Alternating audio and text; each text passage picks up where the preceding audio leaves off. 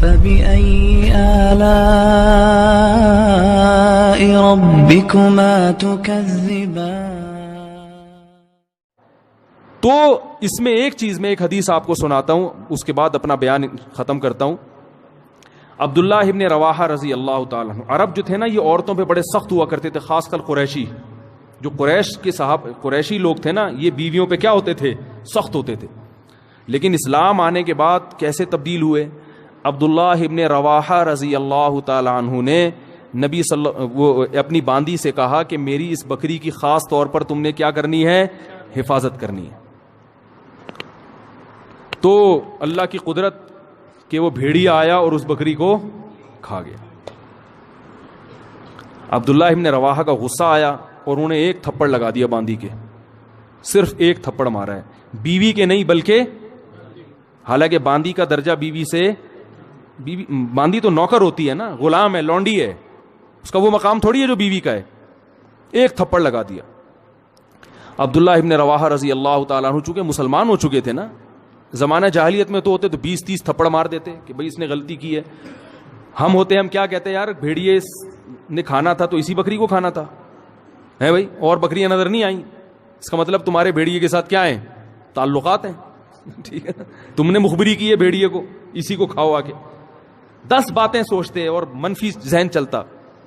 عبداللہ ابن رواحہ نے غصے میں ایک تھپڑ لگایا, مگر ندامت ہوئی. کیوں؟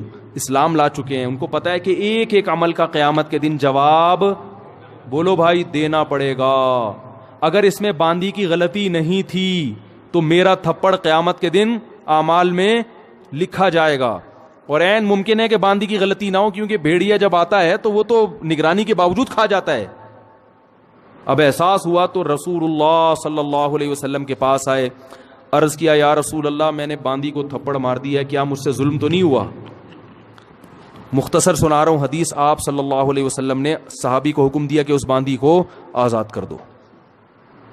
اس وقت آج کے حساب سے دیکھا جائے تو باندی کی قیمت کروڑوں اربوں روپے بنتی تھی. سب سے مہنگا مال کیا ہوتا تھا اس زمانے میں؟ باندی. ایک تھپڑ کے بدلے میں نبی نے کیا حکم دیا, اگر جہنم کی آگ سے بچنا چاہتے ہو تو اس کو آزاد کر دو.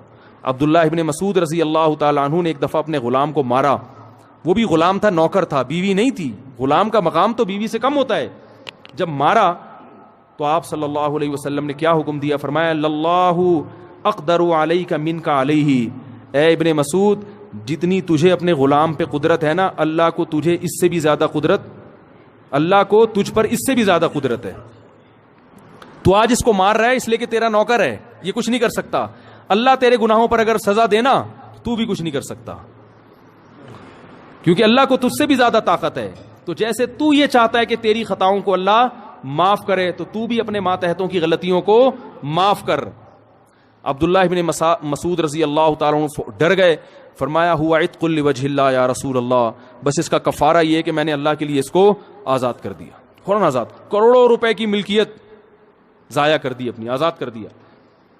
تو آج بیویوں کو مارا جاتا ہے, بلا وجہ پیٹا جاتا ہے, بلا وجہ تانے دیے جاتے ہیں. تو نے باپ کے گھر سیکھا کیا ہے؟ تیرے باپ نے تجھے تربیت نہیں کی, تیری ماں نے تجھے سکھایا نہیں ہے. یہ کتنے برے تانے ہیں بد اخلاقی والے. بھائی کوئی خامی ہے تو محبت سے انسان بتا دے.